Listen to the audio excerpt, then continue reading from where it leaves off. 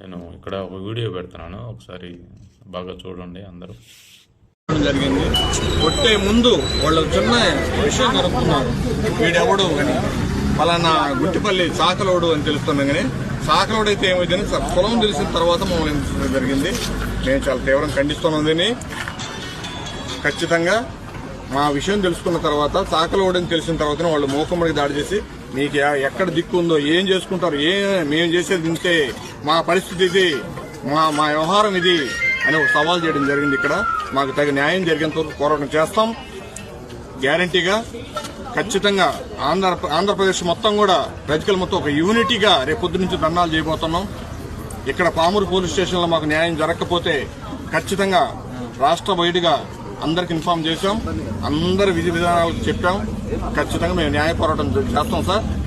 ఒకవేళ అగ్రకులం వాళ్ళకి మేము సరిపోకపోవచ్చు, కానీ పలానా ఎవడో వాడని అడిగి వీడు సాకలోడని తెలిసిన తర్వాత హింసించడం మాత్రం 2 గంటల సేపు సార్. సెంటర్లో మీరు ఎంక్వైరీ చేయండి వచ్చి, మీరందరూ 2 గంటల సేపు స్తంభానికి కట్టేసి బీరు బాటలతో కొట్టి, కర్రలతో కొట్టి, స్తంభాలతో కొట్టి, ఎవరు అడ్డం వస్తే అడ్డం వచ్చిన వాళ్ళు మొత్తాన్ని కొట్టి, ఆడనేది డీసీలు చాలా మంది అడ్డం వచ్చారు, పోనేండి పాప అని ఎవరిని లెక్క చేయకుండా దుర్మార్గం అనే హేయంతో హింసించిన వాళ్ళకి ఖచ్చితంగా మాకు న్యాయం జరగాలి సార్.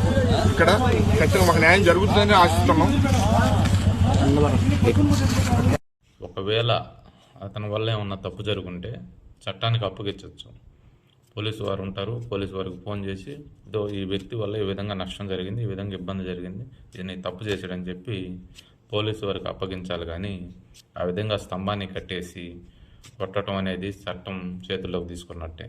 అక్కడ పోలీసు వారు ఇంత జరిగిన పోలీసు వారు ఏం చేస్తున్నట్టు?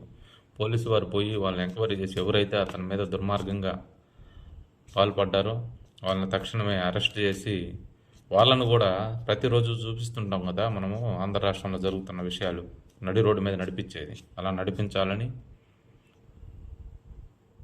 కోరుకుంటా ఉన్నాను. ఇది దుర్మార్గం సరిగా. ఇది లేట్ అయితే మాత్రం మళ్ళీ కులాల మధ్య ఉద్వేగాలు చెలరేగే పరిస్థితులు వస్తాయి. దయచేసి అక్కడ ఉన్న పోలీసు వాళ్ళు దీని మీద యాక్షన్ తీసుకోవాల్సిందిగా కోరుకుంటున్నాను.